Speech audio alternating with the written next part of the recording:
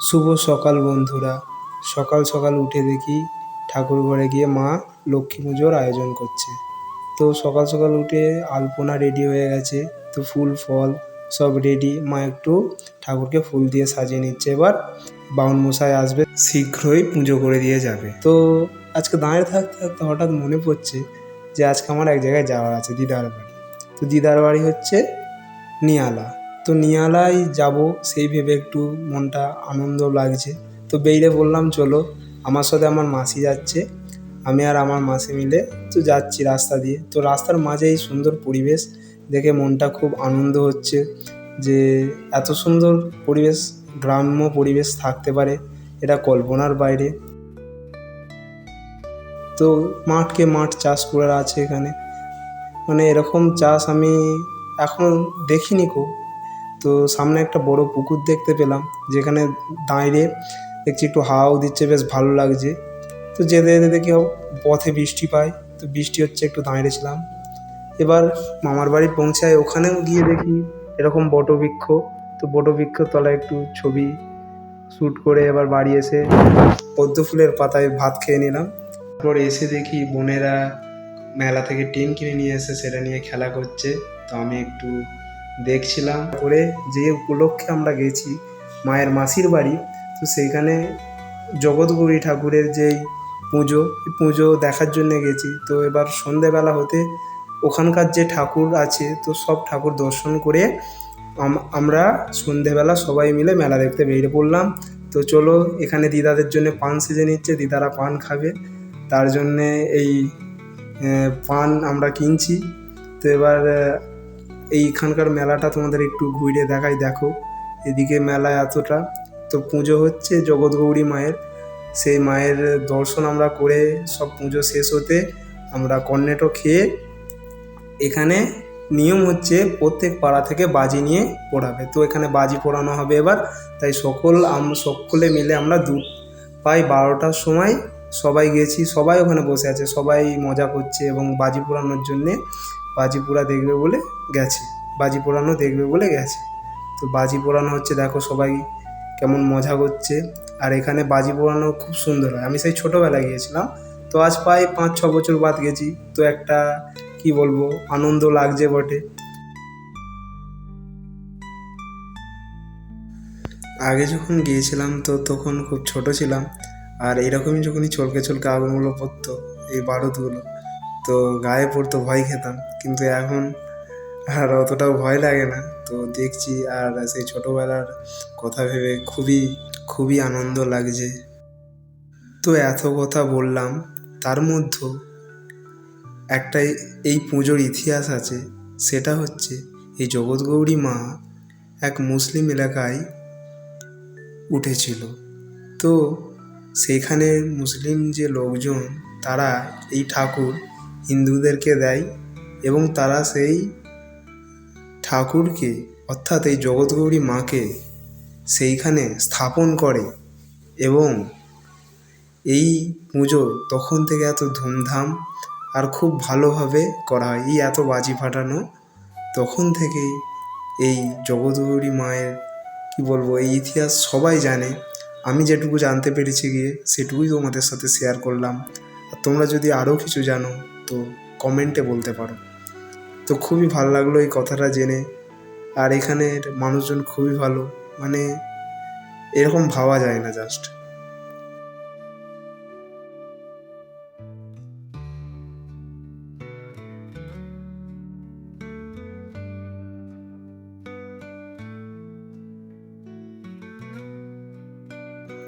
এই এত বাজি ফাটানো শেষ হলো প্রায় 2টো নাগাদ। তো আমাদের বাড়ি আসতে আসতে প্রায় 2:10-15 বেজে গেল। তো চলো, কালকে আবার এক জায়গায় ঘুরতে যাব। তো কাল সকালে আবার দেখা হচ্ছে। যেমনটা ঠিক আগের দিন বলেছিলাম এক জায়গায় ঘুরতে যাব। তো এই সেই রাধাকৃষ্ণের মন্দির। তো এই মন্দিরে দর্শন করে আমরা, আগের দিন যেহেতু জগৎগৌরী মাকে কাছ থেকে দেখতে পাইনি, তো আজকে আমরা পুরো কাছ থেকে দেখছি। আর তোমরাও দেখো, এই ঠাকুর খুবই জাগ্রত, আর দেখে মনে হয় খুবই লাগে। তো সব ঠাকুর দেখার পর, তো আগের দিন বোন বলেছিল যে আমাদের এই নিয়ালা গ্রাম তোকে আমি ঘুরে দেখাবো। তো তো আমি খুব এক্সাইটেড ছিলাম। তো চলো আজ সকাল সকাল বেরিয়ে পড়েছি এই নিয়ালা গ্রাম ঘুরে দেখতে। তো আমি সকাল সকাল রেডি হয়ে বেরিয়ে পড়লাম, আমি আর আমার বোন মিলে। তো এবার যাচ্ছি, এখানকার মাঠকে মাঠ তুমি দেখবে ধান চাষ। একটু নিজের ভিডিও বানিয়ে নিলাম গাড়ি চাইলে। তো গাড়ি চালানোর পর আবার বেরিয়ে পড়লাম তো একটু ঘুরতে।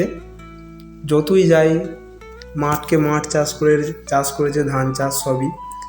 তো এই রকম আমার দেখা এই প্রথম জায়গা যেখানে, হ্যাঁ অনেক জায়গায় মাঠ দেখেছি কিন্তু এই মাঠকে মাঠ চাষ করা কোথাও দেখিনি। মানে এখানে সবাই মানে এরকম গ্রাম্য পরিবেশ আর আছে বলে মনে হয় না। তো এখানে আমি দেখছি সবাই মানে চাষটা করে, খুবই দেখে ভালো লাগলো।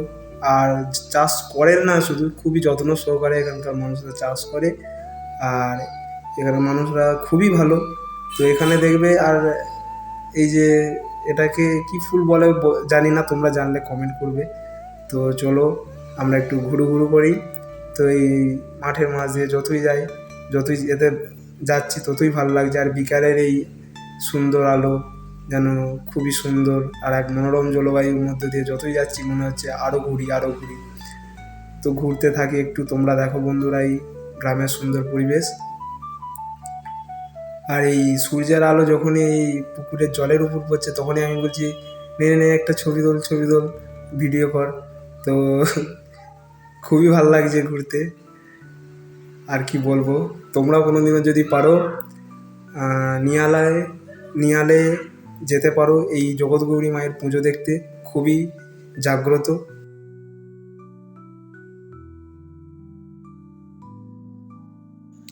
তো এই জায়গাটায় আসার জন্যে আমরা এই মাঠের যে রাস্তা, সেই রাস্তার মধ্য দিয়ে আমরা যাচ্ছি।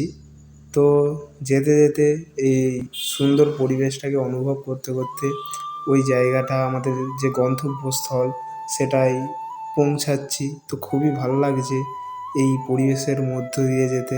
তো বলতে বলতে সেই জায়গাটার খুবই কাছাকাছি চলে এসেছি। আর এই রাস্তা দিয়ে গেলে তুমি দেখতে পাবে তলা দিকে তাকালে পুকুর, জমি আর অনেক ঘরবাড়ি করা আছে যেখানে সবাই বাস করছে।